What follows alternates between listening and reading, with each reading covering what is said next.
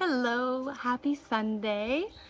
It's vlog day again, and I actually almost forgot. I didn't realize what day it was. And even more so, I'm having a very emotional release kind of day. I've been crying a lot today. I've been meditating. I've been journaling a lot in my very own journal. And I almost didn't record this right now. I was gonna just not do it at all and just pretend that I forgot, and that was that because I'm feeling so down. But as I've been journaling, I felt inspired to share what I'm journaling, and I'll just kind of keep going and share what I can, and that's it. It's my formula, my experiment, and you know, these videos are for me more than anything, so we're gonna do it the way it feels right. So what really inspired me is I was writing about the Kindness Worldwide Global Meditation on September 27th. It's a big deal. I've decided to go for 10,000 now, like for September 27th, and I'm deciding to do it in a big way that's going to have me be seen by a lot of people, and it scares the shit out of me realizing like how big of this is the biggest thing I've ever tried to do in my whole life. Like, this is bigger than moving across the world by yourself at 21. This is bigger than any job, any idea, anything that I've had. I've had so many ideas, and I've held myself back from doing anything in the world and putting myself out there in the world because I'm so afraid I'm gonna fuck it up, because I'm such a perfectionist that if it's not perfect, I just don't show it to the world. And I've been really working on that this last year. You know, we've seen it with these vlogs. They definitely have not been perfect. But what is perfect anyways? I don't know. What's the definition of perfect? So because they've been done, technically they are perfect. But either way, this is a big deal. This is going on global, international TV and telling people about this idea and trying to rally 10,000 people to come together across the globe, and trying to organize them to come together as community locally that we then connect globally.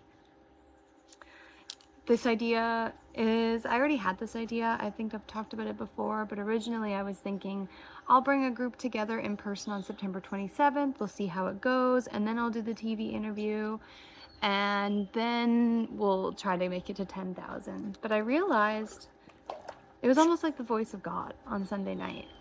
Last Sunday, I was sitting under the stars on my yoga mat, just kind of journaling, breathing, whatever. And the words that I heard were, what if September 27th is the day? And it felt really unreal, but it felt also like really true. Like, yeah, September 27th is the day. And then all these logical reasons started to come in, like understanding that the one we've scheduled for after the 27th of September is on the 29th of November. So it's right around Thanksgiving. It's also going into Christmas time, into winter time. So people aren't going to be able to be outside. People are going to be busy. They're going to be checked out. They're going to be stressed. All of the things that come with that time of year.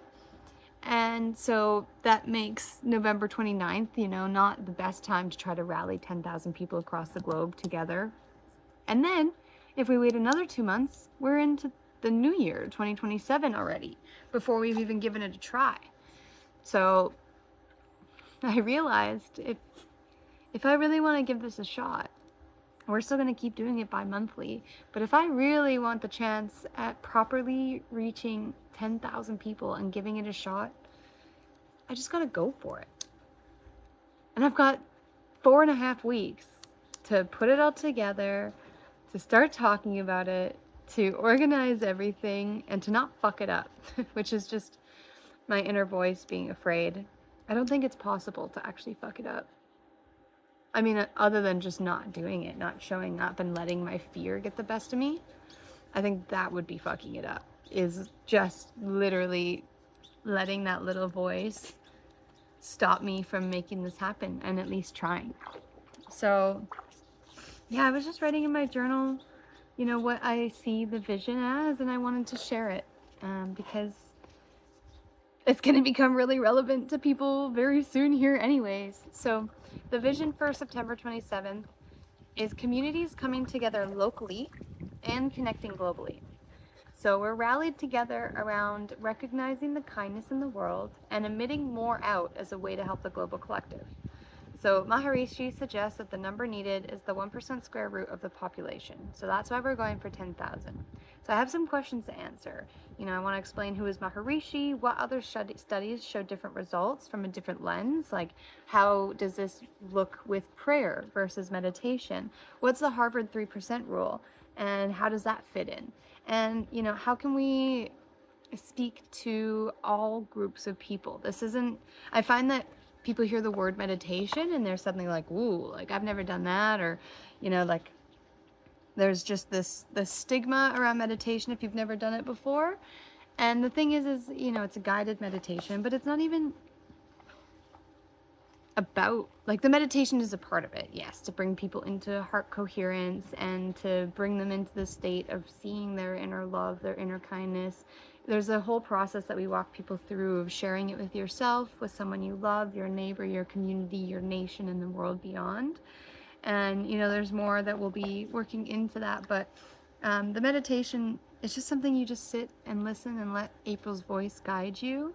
And I find that that word can, you know, freak people out or make them less interested in participating. And so I'm just looking to find the words around how this could apply to anyone in any situation, and how it really is more about bringing community together, where people are coming together specifically to rally around like kindness and love in the world. And then when they do that, yes, we have the meditation part, and then you get to see how connected we are globally, because we will, if it all works out, we'll have a platform that will allow us to visually see the ripple of everyone being connected and in this meditation together. So not only do you get to see the effect and the amazing, incredible people across the world that are doing this with you, but you also get to see it in your own space, in your own community. You get to meet new people who also value love and kindness and have been missing that in their lives. You get to meet people who love community and maybe have had a great community but want to open it up to others. Or maybe people who have been feeling something missing in their hearts, and it just happens to be that that probably is community. And so you start to bring people together and you start to all come around this kindness and love idea, and then you're like, wow, wait, all of these people are here for kindness? Huh, that's a lot more kindness than I realized in the world. And then, wow, wait, look at this ripple on the map. 10,000 people or more across the globe showed up on a Sunday just because they wanted to do something for the collective good, and they wanted to make themselves feel better, and they wanted to share a moment with their family or their neighbor or their community, or maybe they just wanted to meet some people and have a pastry and do something on a Sunday, but they came together and then they see how much kindness there really is. And I feel like in the world today, unless you go searching for it, or if your algorithm is perfectly primed for it, it can be really difficult to find a lot of positivity, love, and kindness in the same volume that you see negative things, negative energies, negative events, emotions, things that are happening in the world. Of course, negativity sells, but what if positivity could bring people together? And positivity could open up our minds and our perceptions and actually show us, you know, how much good really exists in the world. And then when you recognize how much good really exists in the world, how does that change the way that you experience every day? How does that change the way that you show up? How does that change the way that you help the random person walking across the street that's carrying too many grocery bags that look really heavy? How does that change the way that you relate to people, to things, and experience your own life? How does it change the way that you show up and be present? Does it allow you to find more calm and enjoyment and excitement? Does it allow you to treat your neighbor a little bit better, or that stranger that's having a bad day and kind of being a bitch? Does it allow you to see what they're going through from a different perspective and maybe give them a little bit of grace? Because you know that their natural state is love, and whatever's happening in their world is making them act differently. And then maybe you can share a bit of that love. Like, how does this actually affect people and raise the collective consciousness? Especially because Maharishi, in this study in the World Journal of Science, they had all of these fancy tools to track all of this and see the effects that were happening. We don't have that. I don't have that. This is just me and April and my ideas and me trying to run with it and doing research and seeing how things fit together.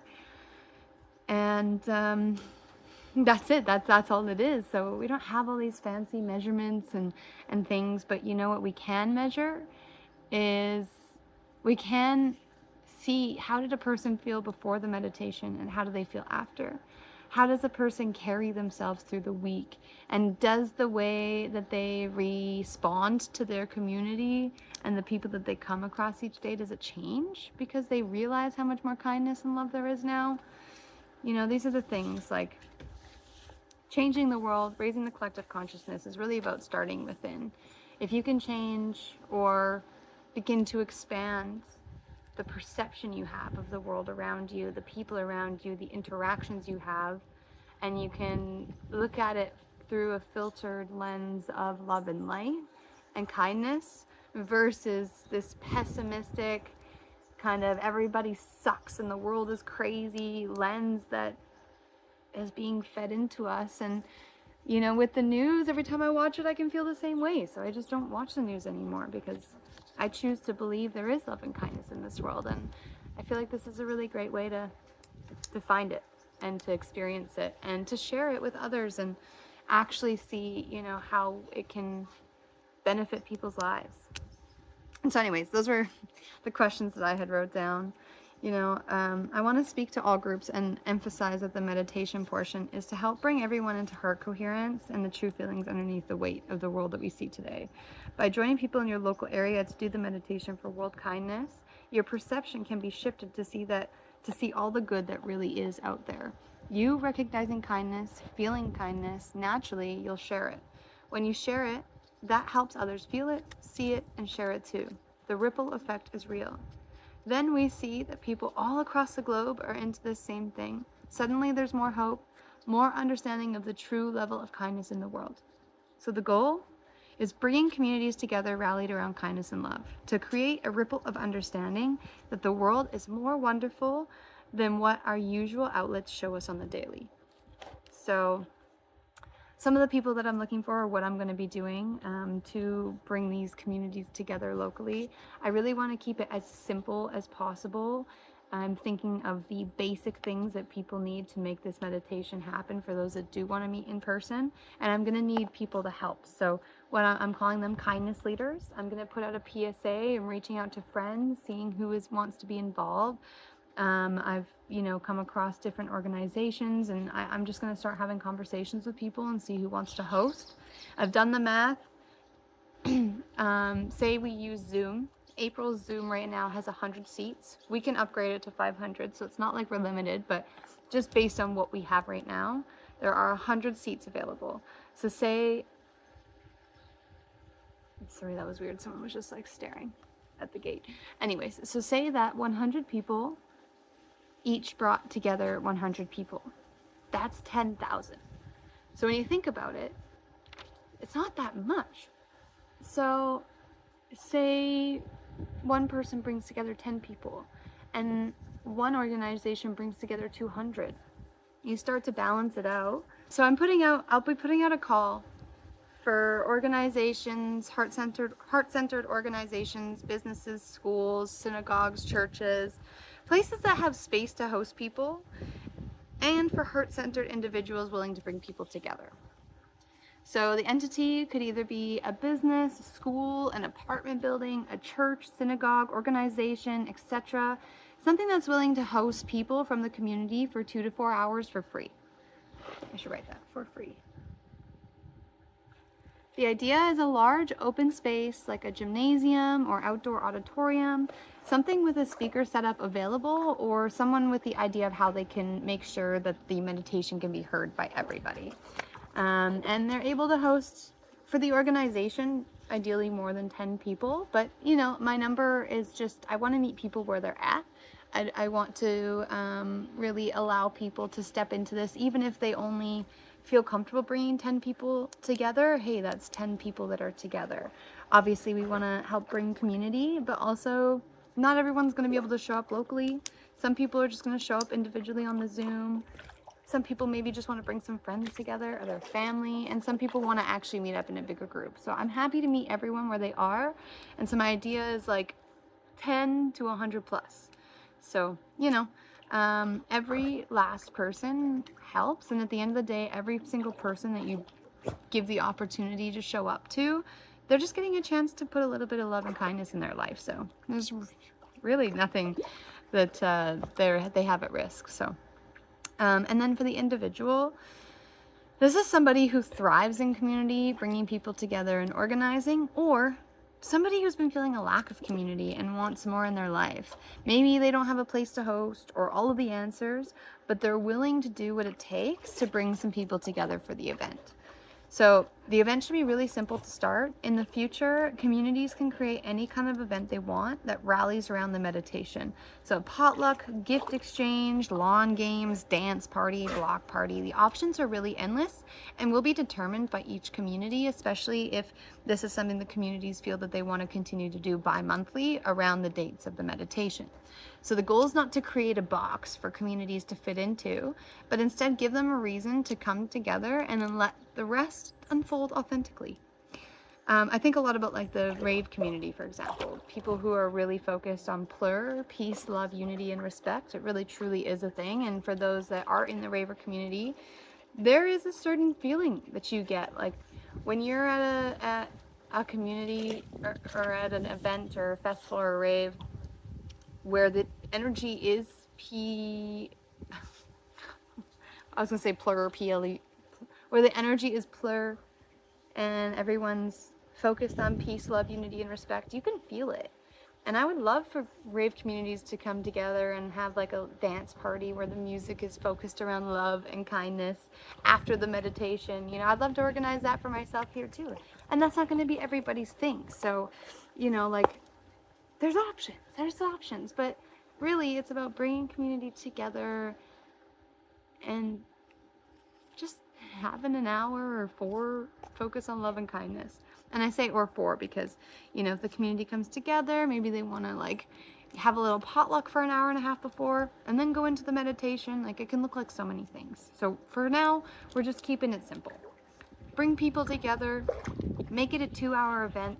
Let them mingle, get settled. Maybe people will do some stretching, bring their yoga mats, their towel, whatever. Kind of get settled in, and then we can get settled into the meditation aspect. And then from there, you know, maybe people keep talking, maybe they go home, maybe they reflect. There's so many options again, but I want it to be simple. I don't want to create too many rules, except for that we're here for love and kindness. That's the energy that was being focused, and we want to create a safe, inclusive space for everybody.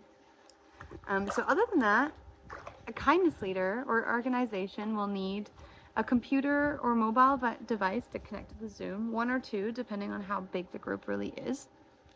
A place where people can gather, so even a public park could work, but it has to have data or internet connection to join the event. So really having a stable internet connection is important. If it's data and you're at a park in the middle of a city, great. But think about speakers. How can you get that set up? Like those JBL speakers, for example, if you have a few people in the group that have one, they can all connect together and you can put them in the middle of the group so everyone can hear. Maybe someone has a large boombox speaker. Maybe you're at a school and the gymnasium has their speakers. So there's really a lot of options around this. I mean, it doesn't have to be complicated, but it does need to exist so that people can actually hear the meditation. Same thing. And then excitement about meeting more kind people. So that's a list that I created right now. It's 20 minutes of talking and being inspired. So, you know, yeah, it feels really good. And I'm really excited about it. I'm also fucking terrified.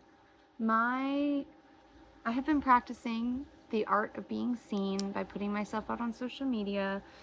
And a week ago, somebody said to me, I see you, Sam. I see you. I see how good you're doing. I see how hard on yourself you are. Oh, fuck, I'm gonna get emotional again. But she said, I see you. And I said, shit, you know what? I've been doing all this work and putting all this practice into being able to be seen. And now it's being reflected in you, and it's showing me that being seen is safe. And it's a safe thing to be seen, and that it's okay for me to move forward. But the other part of me that has always held myself back for fear of being seen is scared shitless.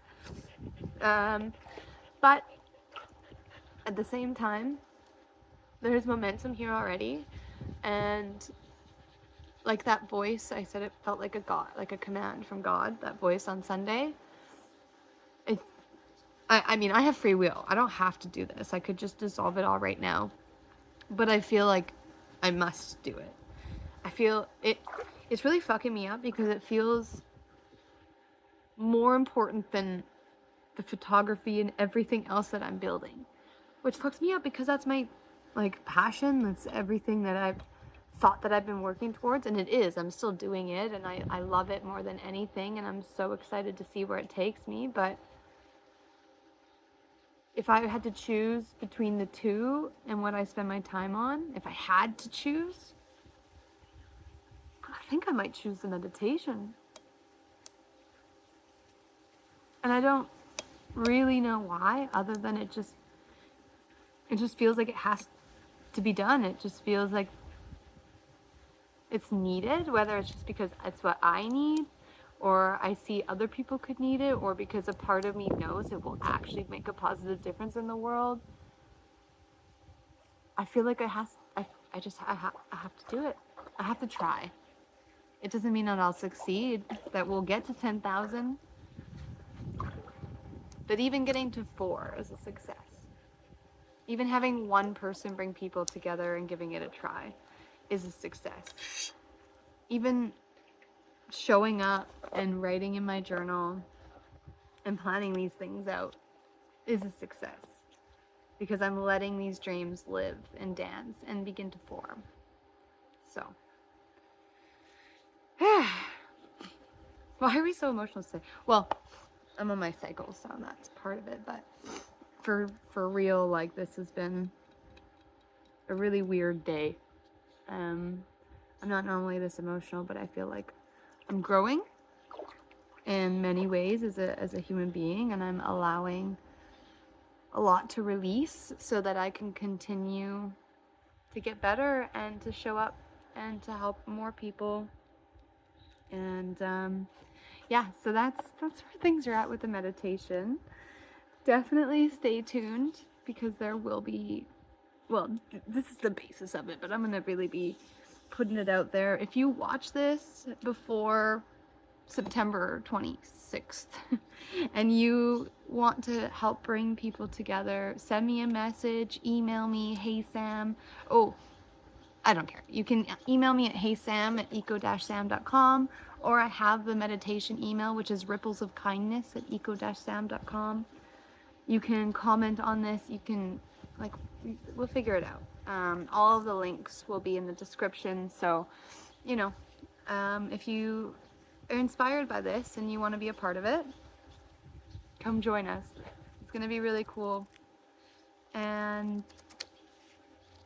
even if we only make it to 100 people, that's 100 people that get to carry a lot more love and kindness throughout their days and their weeks, and that get to recognize how much kindness there is in this world. So I'm gonna pause it for a sec.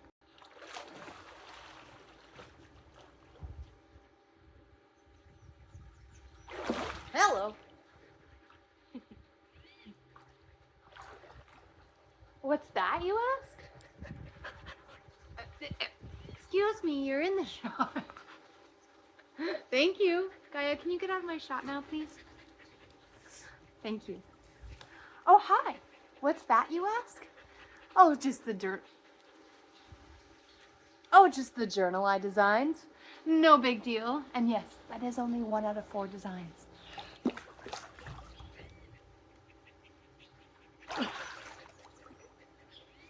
And you might be asking, Sam, is that the exact journal that I would buy? And the answer is actually no, because I didn't like this company. I didn't like their designs. This is a test journal that I got from a brand I will not name because, you know, it's my preference. But I've decided on a different brand, so it'll look better and higher quality and feel better and amazing. Hi, can you... Ma'am, I love you, thank you, but please. Oh, hi. I didn't see you there. Oh, what's that, you ask? Oh, it's just the journal I designed. It is only 1 out of 4 journals though, so if blue and yellow and white's not really your thing, I've designed 3 other kinds, and you know, all of them include my photography. All of them will actually look a bit different than this, since this is a different company than the one I've decided to go with. So they will look even better. They have an elastic band, a ribbon to match, and they don't turn to trash. I've gotten it so wet though, so it's kind of my fault. But you know, we gotta try these things out. We gotta test them out. Why do I journal? Give me a second, I'll get out of the pool and we can talk about it. Okay, here we are. That's much better. So, you asked, why do I journal? Why design a journal? Well, you know, years ago, I didn't journal at all. I always thought it was something that was important. My mom journaled and I had her journals. And I never actually read them, but everyone always tells you journaling is really important. I traveled the world. I've lived in New Zealand. I went to all these places and I would try to write about my experiences, but it would get so in depth. It would take me hours just to write about one day. And I was like, this is not sustainable. And so I just kind of stopped journaling for a long time. And when I was going through a lot of different things, I was really having a hard time expressing myself to other people. So I went inwards and I just kind of therapized myself in my head. So I had a really hard time journaling for a long time. And then it was in December 2024, I was back home visiting Canada and I was just about to leave and I was at my cousin's house, and for Christmas, him and his, we'll call her wife because she's wifey anyways, even though it's not legal yet. But him and his wife gave me a journal, and it's really nice. It's called Dingbats. It's a sustainable journal that gives back. I'm not going to repeat the whole business model to you right now, but it's a really nice journal. It's got an amazing feel, this elastic band, a double bookmark, really beautiful paper, and you know, it had like a little embossed image of coral on it, and it was just a really thoughtful gift. And it was at that time that, and it was actually like, I don't know, 3 weeks after that I came across Veritas for the first time and joined their 3-week challenge that included journaling twice a day. So I was set up with this journal all of a sudden and started doing it. Started just putting in the effort, following what Coach Jared and Veritas said. There are certain questions that we ask ourselves every day and every night, to start our day and to finish our day. And so that's how I started journaling. And it took me, I think, 8 months to fill in that first journal. And then I ordered another Dingbat journal because I loved it so much. I believe if I was to look back, that journal was from like December 2024 until August or September 2025. And then the next journal only took me about 5 months to go through, and then the next one took me 4 months, and now I'm pretty consistently filling out journals at 4 months. I actually just started this one yesterday. Is the first time I got to write in it. It's the first time I got to write in a journal that I designed myself. and it feels really good. It's not the exact design that I am going for, so I'm really excited to be able to experience the official one soon, but something bit me. It just feels really good to know that, you know, it's something I've designed and it's my own. And journaling, the reason I wanted to create journals is because it really became a safe space and a safe haven for me. It became something that grounded me, that anchored me. Journaling is one of those things that I've been really, really consistent with. Not all of the time, but out of anything I've been consistent with, like, very much so. And you could tell because I went from 8 months to fill in a journal to 4 months to fill in a journal. And that's journaling almost every single day. And that habit has really helped me. Sometimes it's annoying. Sometimes I'm like, oh, I gotta do my journal. And then other times I'm like, I need to be in my journal. And the reason why I designed a journal is because of those feelings. I wanted something to do with my photography that was accessible for people, that was a lower cost option than just like fine art, and also help them in a way that really helped me. And so a journal just made sense. I actually designed my first journal back at the end of 2024, which is interesting because I really hadn't even started journaling yet, but I had this photography and I came across Vistaprint journals, but they were like 80 pages and coil bound, and they got wrinkly fast. They were just like kind of trashy, you know, but it got the idea started for me. And now here I am, like really close to being able to actually sell them, which is exciting. And so there will be a lot of talk about journaling, and I could get into it for ages here, but I just want to share one method, one moment where journaling really saved me, and it kind of reassured and reformed why I keep going back to it. So when I first was going to apply for my residency, I went to like the furthest town to go do it because I was told that was the best place to go. It's like the official government city. So it makes sense, but it's a 4-hour drive. And so, I made sure I had everything together. I went in, I thought they were just going to accept my papers. I had it all, blah, blah, blah, everything's good. And no, they did not accept my papers. There was lots of stuff missing, lots of stuff I didn't expect. And it actually really threw me for a loop. It wasn't what I was expecting. I had my hopes like way too high. And I really felt shitty and sad about it because until they've accepted my paperwork, I can't leave the country. And I don't want to leave the country, but I want to know that I can leave the country, especially like if anything happens at home. Like I just want to know that I can leave and it won't screw up the last 2 years of waiting. And at the time, this was only a year and a bit of waiting. But either way, I went home, and the next day I had a lot of things that I had to do, but I was just like emotionally distraught, emotionally down. I really wasn't feeling good about it. And everything in my system wanted to disassociate and curl up in a ball in my dark room and just like scroll and sleep and do nothing and just be sad about it. And I didn't want to let myself do that. I'd been looking at my patterns, my disassociating. I'd just come out of a 3-week challenge with Veritas. And so there was really a lot of emphasis and focus on healing those parts of myself. And one of the things that I realized is that I don't feel a sense of safety when it comes to feeling emotions other than joy. My mom had depression and bipolar stage 2. And I developed this belief when I was a teenager that if I was anything other than happy, then I would also end up with the same future and same life that she did, the same outcome that my mom did. So it made experiencing every other emotion completely unsafe.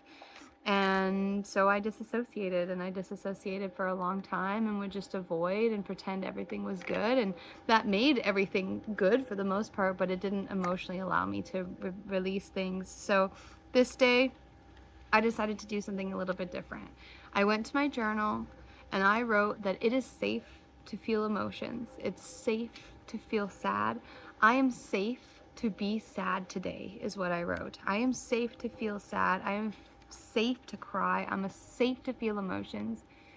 If I feel sadness today, it will not affect the rest of my life. It will actually help me improve, and it will allow me to release those feelings. And I just wrote all of this in my journal. I'm safe to feel this way. If I feel this way today, it will not affect the rest of my life. It will not screw up my future. I can be sad today, but the one thing I won't do is be sad and disassociate. I choose to be sad and still get done the thing that I needed to get done. And so I did. I wrote that in my journal. I made that declaration. I reminded myself it was safe to be sad, safe to feel. And then I went on with my day. And by the end of the day, a lot of this weight had lifted. And by the next day, a plan came to me. I knew exactly what I needed to do. And I felt clear and excited. And I was like, okay, we're going to make this happen. And that was a big win for me, because not only did I come out feeling better after allowing myself to feel sad, but the pages of that journal and that exercise helped me to see the power of releasing something, hand to paper, writing stuff down, having journaling prompts or having ideas and actually using them in the time that it's needed. And so those are the kinds of things, the kinds of experiences that I want to share with people. If you're not used to journaling, even just having one on hand with some couple prompts in mind. Maybe you're like me and you disassociate and you register emotion as unsafe. That could be a really great exercise for you. Maybe you just need more gratitude in your life, and so you just want to write one thing down that you're grateful for every morning and every night. There's so many different ways to use a journal, and I use mine in all of the ways. It's my planner, it's my idea pad, I guess you could call it. It's my gratitude, my accountability, it's my safe place, it's my venting spot, it's everything. And like I said earlier in the video, I was feeling really emotional today, and between yesterday and today and the emotions that I've had, I have written 18 pages. And not all of it is about emotions. A lot of it is about the meditation and what I was reading earlier. But the spots that it is about my emotions and just like expressing how I feel, I feel better. I still feel sad. I still like want to cry sometimes, but after I finished writing that paragraph about how I was feeling and just recognizing it, I felt the weight of it lift. And it may be in those pages now, but those pages are transmuting them for me. And so that's why the journals are so special to me, and I'm really, really excited about them finally being ready. I hope they're well received. I hope the quality is everything that I've dreamed of. And there's going to be a gift with each journal purchase as well. So I'm collaborating with some very amazing people to create some extra value for everybody who buys a journal, for every journal that you buy, so that you have some guidance, you have something to do with the journal if you don't know what to do with it. Some people don't, and that's okay. Everyone gets to start somewhere. So definitely keep your eyes open, stay tuned for the journal. I know that my goal for the website was actually this weekend or last weekend. I don't know. I've had the goal so many times, but I'm not rushing it. I'm letting it be done right, and stay tuned because the journals will be available for sale so soon. And so that's been like a really big thing in my world. And for last, because this, it's been casual, it's been chill, we're just talking. I wanted to talk about EcoSam's Ecosphere. I realized something, and that the reason I think I was struggling with the website so much is because I was just trying to create a free photography website. But photography is one piece of everything that I'm creating. And I actually came up with 8 C's. 7 main C's with like 1 sub C, but C words, literally the letter C, that create up my ecosphere. And I call it my ecosphere because all of these different categories are different pieces and parts of me, and they're ways that I operate naturally in the world, or they have to do with the projects that I'm doing And all of them go hand in hand. For some people who say niche down, or they only have one main focus, they may be like, girl, what are you doing? This is too much. But actually, this is just every single part of me defined in 8 C words. So I'm going to share 5 of them with you right now. And then the rest will be to come later. But Ecosam's Ecosphere looks like community, connections, clarity, creations, and under creations is collectibles. Community and connections, you might be wondering, well, what's the difference between the two? Well, I kind of wondered the same thing. Maybe connections goes under community, but ideally, well, community is focused on the kindness worldwide global meditation and helping people build community in their local area and then connect globally. So that is one category to me, whereas connections is I'm finally leaning into my natural ability as a super connector. When I talk to people, I very naturally can tell who needs to meet and who would do great work together or is aligned and absolutely needs to like come together for a conversation. And it just happens so naturally that I just didn't even think it was a skill, and I didn't think it was something that I could actually lean on. And now I realize it's everything, and I'm going to lean into it more. So I'm a connector. Look into my network. I'm also going to create a database that has nature-based businesses, experiences, things based on cities and where people are, so that if they're looking for more ways to connect to nature in their local area, they can find it. So connections. Clarity. Clarity is finding answers from the forest and improving the brain with things like nature fractals, guiding people through some of the same exercises that I've taken myself through, that I've found incredible self-clarity in. Sitting in the forest and asking a question and then just having your journal and a pen.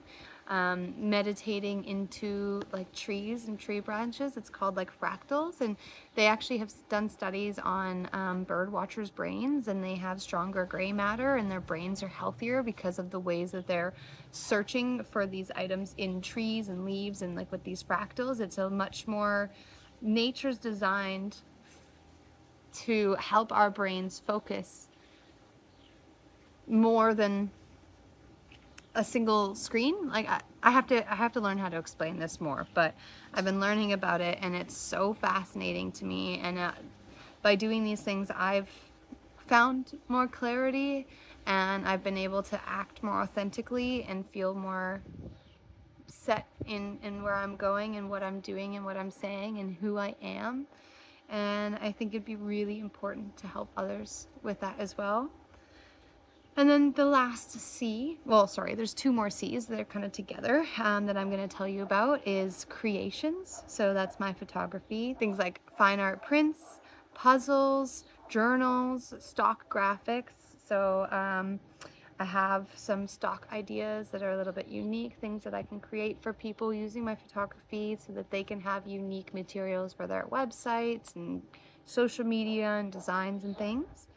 And then below creations is the collectibles. So these are bespoke collections as well as one-of-a-kind images and collections. So the bespoke is a little bit different than the one-of-a-kind, though they both would be one-of-a-kind in the end. Bespoke is an experience, it's actually created for you.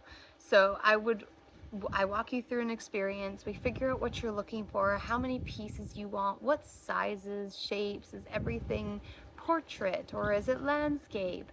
Do you have specific colors? Do you want a variety of colors? Do you want the same colors across the board? Do you want textures? Or, finding out what you're looking for, and then I go out into the world and create that collection for you. And then that collection is a one-of-a-kind created collection for you that nobody else will ever have in the world. It would be an absolute one-of-a-kind collection that was designed specifically for your space, and nobody else in the world will ever have it. The other side of that is the one-of-a-kind. So I may have collections or single images that have never been sold to anybody, and somebody maybe wants it and they want to be the only person in the world that has that specific image. They want the exclusivity of it to be able to show it, that image or collection. And so they can buy the one-of-a-kind rights to be the only person in the world to own that image. So that's the collectibles version. So that's my focus. That's where the website direction is going to be going. And then they'll be adding the other 3 C's. Sorry, that dog is confusing. And then I'll be adding the other 3 C's in the future when I have all of this put together. So things are really coming together.